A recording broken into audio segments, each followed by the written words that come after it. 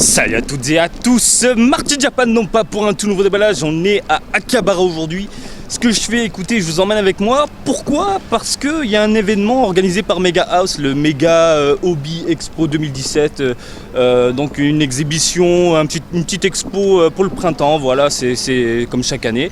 Mega House qui va certainement présenter du lourd, à savoir de la DOD, j'imagine bien, de la Dragon Ball Girls, pourquoi pas. Et je sais de sûr qu'il y a en présentation la petite expérience VR, voilà, une petite connerie qui sortira sur smartphone. Ils te vendent ça à 12 000 yens avec un boîtier dégueulasse en plastoc. Bref, je vais tester ça, je vais voir s'il y a du lourd. Écoutez, comme d'habitude, je vous emmène avec moi et puis c'est tout. Allez, c'est parti les amis. Mega Hobby Expo 2017, bienvenue les amis, en plein cœur d'Akihabara. Écoutez, je vous emmène avec moi, vous pouvez voir, hein, on traîne dans les rues. Et l'expo est sur la droite. Qu'est-ce que je vois? Mais qu'est-ce que c'est que ça? Ça serait donc le stand pour la VR? Oui, c'est bien ça. Écoutez, nous avons, Mega House présente donc le nouveau logiciel, petit jeu qui sortira donc sur mobile, avec le fameux boîtier où il sera possible de mettre le smartphone dedans. Écoutez, y a un mec qui va essayer, on va jeter un œil rapidement sur cette nouvelle expérience, voir à quoi ça ressemble, je suis assez curieux. Bon, déjà c'est moche, ok, ah ouais, ok, bon je vous le dis, ah ouais, donc ça marche même pas le truc. c'est dingue, ça marche pas quoi, donc le mec il galère comme un fou quoi. Bref, l'expérience n'a pas l'air d'être folle, je vais aller essayer après quand même pour avoir un petit avis sur le truc, mais déjà c'est pas terrible visuellement parlant et niveau réactivité, c'est dégueulasse hein. Ah ouais non mais ça marche pas du tout quoi. Ah ok, il a fait apparaître Goku, on peut choisir donc un personnage, un compagnon, hop, puis il charge son Kamea, ok, vous allez voir il va louper son coup. C'était obligé quoi, mais ce genre de produit les amis, c'est catastrophique. Ah bah ça y est, il a réussi enfin, le Kamea, ok.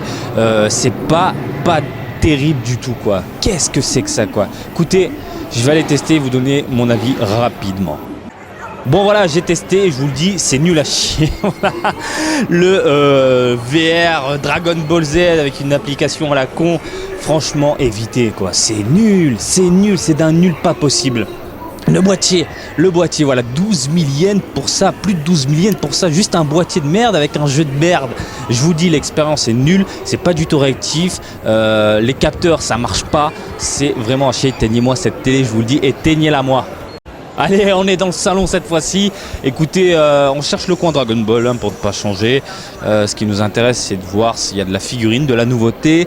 Donc le coin Dragon Ball, hop, j'ai repéré, hop, de la McCoy façon. Ah tiens, Naruto, je bégaye, Naruto Girls. Voilà, ça m'a surpris. Ok, il y a des Naruto Girls, j'étais même pas au courant. Quoi qu'il en soit, nous, ce qui nous intéresse, c'est pour ne pas changer, c'est le coin Dragon Ball, les amis. Et de ce que j'en vois, oh là là là là. Oh là là, il y a la Titi. Oh, il y a la Titi. Oh, elle a l'air top. Elle a l'air top. Bon, pour ne pas changer, écoutez, le distributeur fait la promotion de ses joujoux actuels. Hein. On a la Videl, on a la Bulma Ending Edition. La Lunch, celle-ci est magnifique, je ne l'ai pas achetée. La C18 version 2 qui sort en juin. La première version qui coûte un bras aujourd'hui d'occasion. De ce côté-ci de la McCoy, celle-ci superbe. De ce côté-là, une petite lunch magnifique. Pour ne pas changer, des petits joujoux adéquats à la bande presto, vraiment mignon à croquer. Mais le clou du spectacle, c'est ça. Super Saiyajin 4 Goku, ça déchire, j'ai l'impression. Quoi qu'il en soit, écoutez, je vais vous donner mes impressions sur ces nouveautés du jour. Je sais pas ce que vous en pensez, mais ça a l'air top. En commençant douceur avec de la McCoy, écoutez, celle-ci je vous l'avais déjà présentée, hein, Goku, Bulma, Moto, superbe dans l'ensemble, mais nous, notre attention se porte aujourd'hui sur cette nouveauté-là, la Lunch, avec sa petite moto vraiment superbe, adéquate, qui sortira dans les rayons japonais en 2018. De ce que je peux vous en dire là, c'est vraiment superbe, les détails sont toujours aussi top, clinquants. Franchement, la petite moto, il n'y a rien à dire, la modélisation de Lunch est vraiment choupinou, voilà, elle a un petit visage, un poil rondelé, très type Dragon Ball je trouve, hein, je parle de la toute première série, toute première génération, mais dans l'ensemble, voilà, je trouve ça vraiment top. Un jour peut-être je me laisserai tenter. On continue avec du lourd, la Titi Dress version Dragon Ball Girls. Je vous rappelle, c'est du what the fuck, c'est du décalé, faut pas prendre au sérieux. Oh, regardez ces talons aiguilles rouges, magnifiques. Oh là là, qu'est-ce qu'elle est belle. Mais par contre, la poitrine. Mais c'est quoi cette poitrine?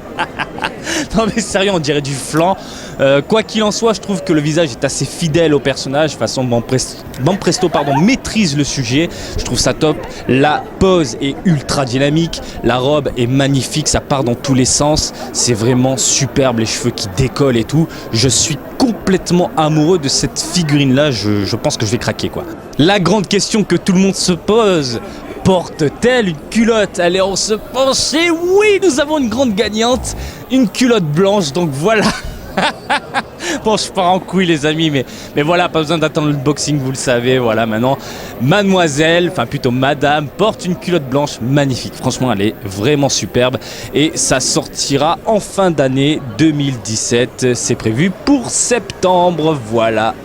Allez, on termine ici avec la DODOD de Goku en Super Saiyajin 4. Donc cette série-là met en avant des personnages populaires dans des poses plus ou moins dynamiques. Je parle de DODOD et non des DOD. Donc voilà, un Goku en Super Saiyajin 4. Les poils, ça rend très bien.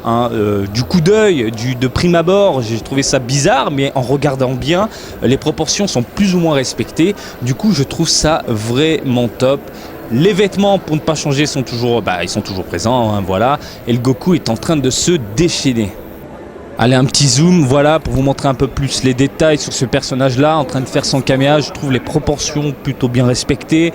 C'est dynamique, ça donne envie. Franchement, pour le moment, je suis assez conquis, voilà. Hâte de voir le produit final. Bon voilà les amis, on se pose tranquillement, je vais éviter de crier, je suis fatigué.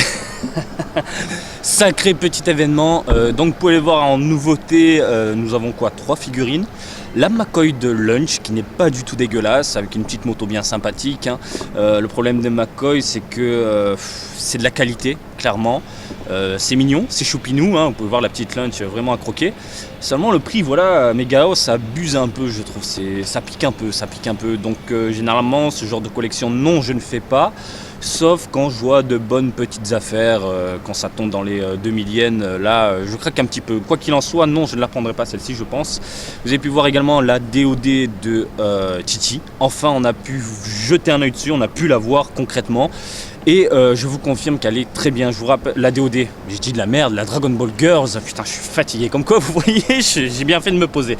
Donc la Dragon Ball Girls, pardon les amis, je vous rappelle cette gamme là, c'est vraiment du what the fuck, c'est du n'importe quoi, c'est pas pris au sérieux limite par le distributeur. C'est licencié Dragon Ball, mais on récupère les personnages féminins et on en fait du sexy, un peu vulgaire de temps en temps, je pense particulièrement à la C18. Là, la Titi est vraiment cool, je trouve, dans l'ensemble. Malgré sa poitrine démesurée, on a une pose assez dynamique. La robe, j'aime bien. On a un bleu très foncé, métallique, chromé.